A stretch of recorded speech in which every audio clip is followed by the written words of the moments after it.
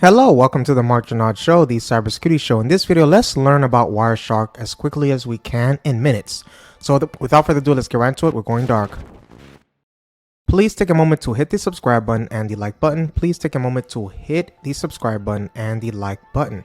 So how to install Wireshark on Windows? If you're using Windows operating system user, download the version appropriate for your particular version. If you use Windows 10, for example, you'd grab the 60-bit Windows installer and follow the wizard to install. And Peter, you can put that on the screen, how to install the Wireshark on the system.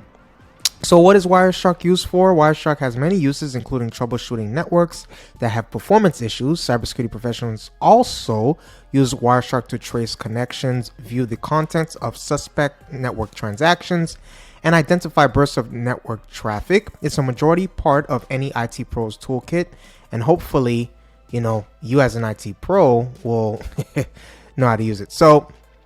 So Peter, you can put this on the screen as well. So here's some common Wireshark use cases.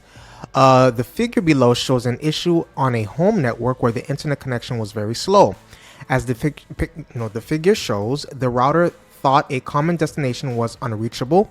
This was discovered by drilling down into the IPv6 Internet Message Control Protocol traffic, which is marked in black. In Wireshark, any packet marked in black is considered to reflect some sort of issue.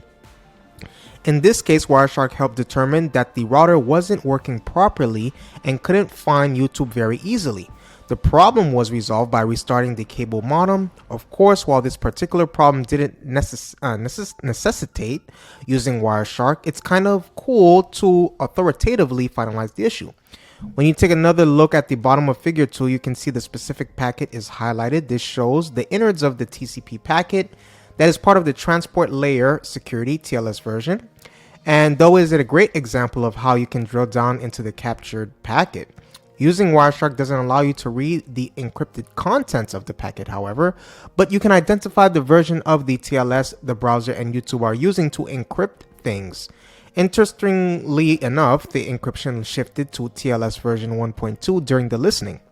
Wireshark is often used to identify more complex network issues. For example, if a network experiences too many retransmissions, congestion can occur. By using Wireshark, you can identify specific retransmission issues as shown below on figure 3. And my editor Peter, Fire Editor, is going to be putting these on the screen. So by confirming this type of issue, you can reconfigure the router or switch to speed up traffic. So how to use Wireshark? You can download Wireshark for free. It's also freely available as an open source application under the GNU General Public License version 2. Okay, it's under that one.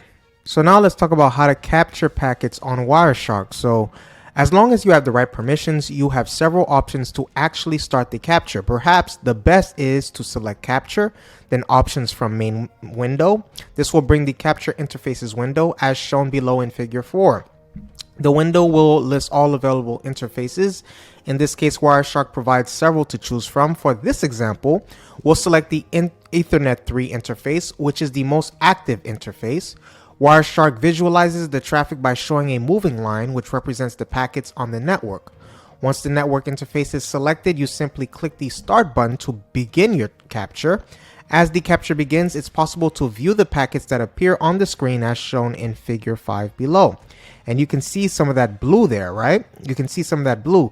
So now let's talk about some of the colors and what they mean. Light purple is the TCP, that's the packet type. Light blue is the UDP packet type.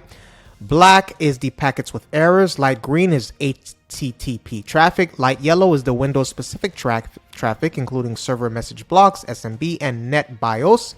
Dark yellow is routing. Dark gray is TCP, SYN, FIN, and ACK traffic. Okay. And you can see in figure 6 the default colors. Peter, you can put that on the screen so you can see how they look.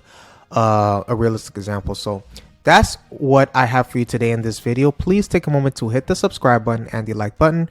Please take a moment to hit the subscribe button and the like button. I just want to say I appreciate your viewership and you supporting. Please comment because I want to know your opinion. Stay safe and see you on the next video.